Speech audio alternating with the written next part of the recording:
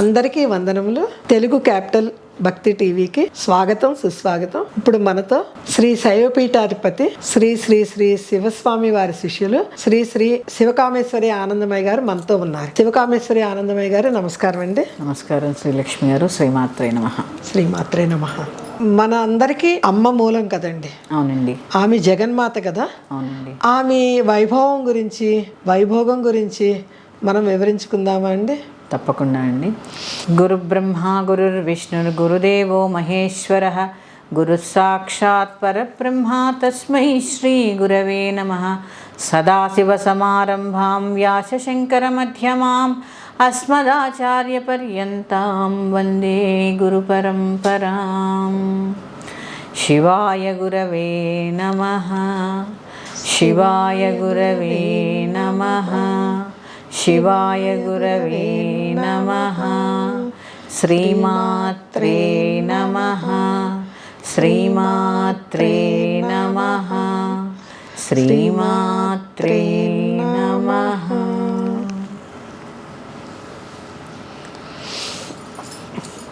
మీరు అడిగిన ప్రశ్న వినడానికి చిన్నగా ఉంది కానీ చెప్పుకోవడానికి చాలా చాలా చాలా పెద్దది. అంటే ఈ సృష్టి ఎంత ఉందో అమ్మ అంత ఉంది, అంత ప్రశ్న వేశారు మీరు నన్ను. లలితా పరమేశ్వరు గురించి చెప్పుకోవడానికి గడియలో నిమిషాలో గంటలో కాదండి, మన జన్మంతా కూడా చెప్పినా కూడా తనివి తీరదు, సరిపోదు. అమ్మ గురించి చెప్పుకోవాలి అంటే ఇప్పుడు ఉదాహరణకు చెప్పాలంటే మీ అమ్మగారి గురించి అడిగామనుకోండి, మీరు ఎంతసేపు చెప్తారు? అయిపోతాం. అలాగే మరి జగన్మాత గురించి తెలుసుకోవాలంటే చాలా చాలా చాలా తన్మయత్వం పొందాలి. నేను చెబుతూ తన్మయత్వాన్ని పొందాలి, మీరు వింటూ తన్మయత్వాన్ని పొందాలి. యాదేవి సర్వభూతేషు శక్తి రూపేణ సంస్థిత.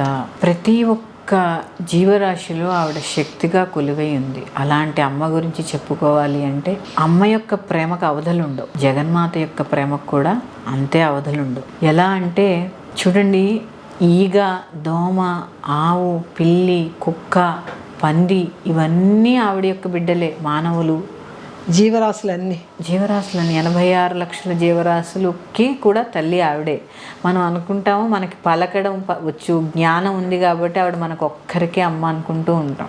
కాదుగా, ప్రపంచంలో ఉండే జీవరాశులన్నిటికీ కూడా తల్లి ఆవిడే. అందుకే నువ్వు పుణ్యం చేసావు కాబట్టి నిన్ను గొప్పగా చేసి నిన్ను ప్రపంచానికి ఎత్తేదు. నువ్వు పాపం చేసావు కాబట్టి నిన్ను వెంటనే సంహరించదు. ఎవరైనా ఆవిడకి బిడ్డలే. చూడండి, పుణ్యం చేసిన వాడు ఉంటాడు, పాపం చేసిన వాడు ఉంటాడు ప్రపంచంలో. ఇద్దరూ సమానమే ఆ తల్లికి. అందుకే ఆవిడ ఏమైంది? శ్రీమాత అయింది, జగన్మాత అయింది. మన పిల్లల్లో ఒకడు బాగా చదువుకుని ఒకళ్ళు బాగా చదువుకపోతే మన ప్రేమ తగ్గిపోతుందా? తగ్గదండి. ఇంకా తక్కువ చదువుకున్న వాళ్ళు, ఇంకా స్థిరత్వం లేని వాళ్ళ మీద ఆ తల్లికి ఇంకా ఎక్కువ ప్రేమ ఉంటుంది. అలాగే జగన్మాత కూడా కర్మలు తొలగిచ్చేస్తారు అంతే. అంటే మనం ఆల్రెడీ వెనకాల ఇంత రాసులు వేసుకుని పుట్టాం. ఆల్రెడీ చాలా తెచ్చుకున్నాం కూడా, పాపరాశి, పుణ్యపు రాశి. ఈ నిజంగా చెప్పాలి అంటేనండి, లలితా సహస్రం, ఆ లలితామాత యొక్క వైభవాన్ని వినాలి అన్నా, మనసుతో దర్శించాలి అన్న ఆ ఋషి పుంగవులు సామవేదం షణ్ముఖ శర్మ గారి ప్రవచనం ఇప్పుడే కాదండి, నేను అలా వింటూ పెరిగాను. నాకు చాలా చాలా ఇష్టం. అంటే ఎంత తన్మయత్వానికి లోనవ్వచ్చు అంటే అమ్మని అలా కళ్ళకు కట్టినట్టు చూపిస్తారు. మా హృదయంలో కూడా ఆమెని సింహాసనం వేసి కూర్చోబెట్టాలండి. తప్పకుండా అండి.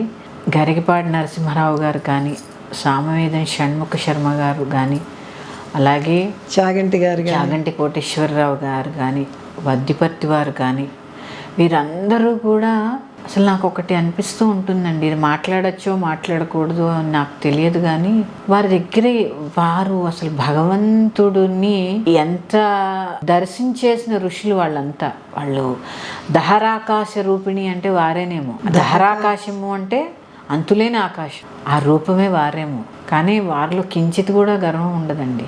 అమ్మున్నది కదండి, వారు అమ్ముంటే గర్వం ఎందుకు ఉంటుంది? వారు ఎప్పుడు బయటకు వచ్చి నేను దేవుని చూశాను, నాకు దేవుడు కనపడ్డారు అని ఎప్పుడు చెప్పలేదండి. వారికి కనపడకుండానే ఉంటుందంటారా అమ్మ? అమ్మని దర్శించే కదండి మనకి ఆ దర్శన భాగ్యం వాళ్ళకి లభించింది కాబట్టే మన కళ్ళకి కట్టినట్టు అమ్మ గురించి వారంతా చెప్పగలుగుతున్నారు. అందరూ మానుష రూపంలోనే పుట్టారు. దైవం మానుష రూపేణ అని, ఆ దహరాకాశ రూపిణి అంటే నాకు వారే గుర్తొస్తూ ఉంటారు. కరెక్టేనండి. అసలు ఒక్కొక్క ప్రవచనం అమ్మ గురించి వింటూ ఉంటే వారిది అట్లా మనసులో అమ్మని మీరన్నట్టు కుర్చీ వేసి కూర్చోబెట్టేశారు. నాకైతే నేను లలితా సహస్రనామ భాష్యం వింటూ ఉంటాను, సామవేదం షణ్ముఖ శర్మ గారిది.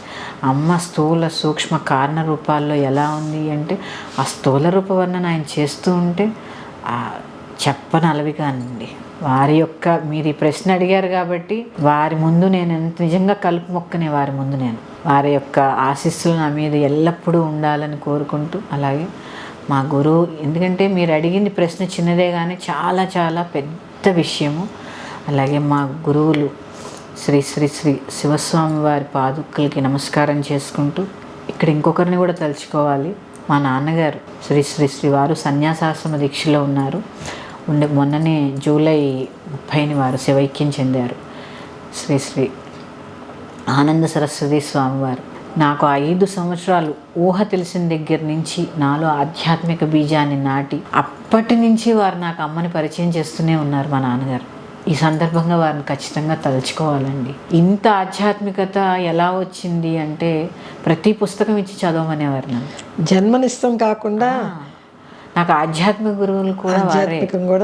నన్ను తీసుకెళ్ళి అలా శివస్వామి వారి చేతిలో పెట్టింది వారే. ఈ ప్రయాణం ఈ దిశగా వెళ్ళాలి అని చెప్పింది, నాకు దిశానిర్దేశం చేసింది కూడా వారిని. నాన్నగారు అనకూడదు, వారు వారు గురువులంతే.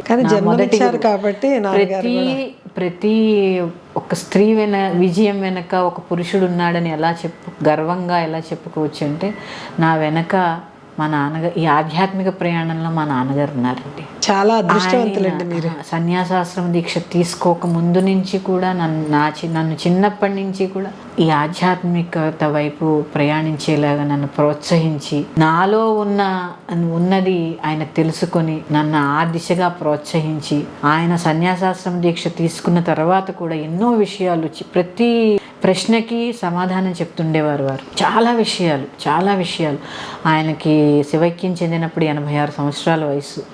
ఎన్ని పుస్తకాలు చదివారో, ఎన్ని పుస్తకాలు చదివించారో, ఇదంతా కూడా వారిచ్చిన జ్ఞానభిక్ష. ఈ జ్ఞానభిక్షని ఇక నుంచి ప్రజలందరూ కూడా తెలుసుకొని లలితాదేవిని సహస్రనామ రూపేణానో, లేకపోతే సౌందర్యలహరనో, లేకపోతే శివానందలహరనో ఆ పరబ్రహ్మాన్ని మనం పూజిస్తూ ఉంటాం. ఆ యొక్క తత్వాన్ని తెలుసుకోవడానికి మాత్రం మనం ప్రయత్నం చేయం. ఆ దిశగా మనం అడుగులు వేసి అసలైన ప్రేమతత్వాన్ని, అమ్మతత్వాన్ని మనందరం తెలుసుకోవడానికి హృదయంలో ప్రతిష్ఠించుకోవాలి. అమ్మని ఎక్కడంటే పూజా మందిరంలో కాదు, మన హృదయంలోనే అమ్మవారి యొక్క ప్రతిష్ఠ జరగాలి. ఆ దిశగా అడుగులు వేస్తున్నాము. మనం వేయలేదండి, ఆవిడే వేయించింది. ఆవిడ పాదాలు ఎందుకంటే ఎలా ఉంది అంటే, తప్పటడుగులు వేస్తూ పిల్లాడు అమ్మా అని 2 చేతులు చాపాడు అనుకోండి, ఎంత పనిలో ఉన్న ముద్దొస్తున్న బిడ్డని ఆ తల్లి ఎత్తుకుంటుంది. అలాగే మన ప్రయాణం కూడా ఆవిడ గురించి తలుచుకున్నప్పుడు, తెలుసుకున్నప్పుడు అంతే. మనం అలా తప్పటడుగు వేసినా ఎక్కడైనా ఎవ్వరూ పర్ఫెక్ట్ కాదు కదండి, ఎక్కడో ఒక చోట తప్పు జరుగుతూ ఉండొచ్చు. అయినా కూడా ఆ తల్లి వచ్చి పట్టుకుని గుండెలకి హత్తుకుంటుంది. అందుకని అమ్మవారి యొక్క కృప మన మీద ఇంకా ఇంకా ఇంకా ఉండాలి. సమస్త లోకాల మీద ఆవిడ యొక్క దయ ఉంటేనే నడుస్తుంది. నా ప్రయాణం కూడా ఈ మార్గమేనండి. అంతా అమ్మ దయండి, మనది ఏమి ఉండదు. ఆమె నడిపిస్తుంది. యాదేవి సర్వభూతేషు దయారూపేణ సంస్థిత. ఏ విషయంలో లేదండి అమ్మ. యాదేవి సర్వభూతేషు క్షుధారూపేణ సంస్థిత, యాదేవి సర్వభూతేషు శక్తి రూపేణ సంస్థిత. ఏ విషయంలో అమ్మ లేదు. యాదేవి సర్వభూతేషు విద్యారూపేణ సంస్థిత. అందుకే లక్ష్మీదేవి రూపంలో అమ్మ ఎలా ఉంది? ఆదిలక్ష్మి, ధనలక్ష్మి, ధాన్యలక్ష్మి, విద్యాలక్ష్మి, సంతానలక్ష్మి, సౌభాగ్యలక్ష్మి, ఎన్ని లక్షలక్ష్ములన్నీ రూపాంతరం చెందింది. అష్టలక్ష్ములన్నీ ఆమె. అష్టలక్ష్ములే మీరందరూ అనుకుంటున్నారు, అష్టలక్ష్ములే అష్టసిద్ధులు మనం చదువుకుంటూ ఉంటాం ఖడ్గమాల్లో. అణిమా సిద్ధి, లఘిమా సిద్ధి, మహిమా సిద్ధి, ఇవన్నీ కూడా ఈ అష్టసిద్ధులే అష్టలక్ష్ములు. అలాగే ఆ అష్టమాతృకులే ఆ భవానీకి, ఆ పరమేశ్వరికి ఆ పరిచారికరై ఈ అష్టమాతృకలు. వీళ్ళందరూ కూడా 8 మంది మాతృకలు, సప్తమాతృకలతో అమ్మ చేరితే అష్టమాతృక అయింది. అంటే మాతృత్వానికే మాతృత్వం కదండి అమ్మ. అందుకే ఆవిడ జగన్మాత అయింది, జగన్మాత అయింది. వీరి గురించి చాలా చాలా వివరంగా మనం తెలుసుకోవడానికి ప్రయత్నం చేద్దాం. అలాగే ఒక్క చిన్న శ్లోకం చెప్పుకుందాం. కామేశ్వరీ పరామీఢే కాదిహాదిస్వరూపిణి మాతృకావర్ణలిప్తాంగీ మహాశ్రీచక్రమధ్యగాం. కామేశ్వరీ పరామీఢే కాదిహాదిస్వరూపిణి మాతృకావర్ణలిప్తాంగీ మహాశ్రీచక్రమధ్యగాం. కామేశ్వరీ పరామీఢే కాదిహాదిస్వరూపిణి మాతృకావర్ణలిప్తాంగీ మహాశ్రీచక్రమధ్యగాం. మాతృకావర్ణలిప్తాంగి అమ్మలా కనిపించింది కాబట్టి జగన్మాత అయింది.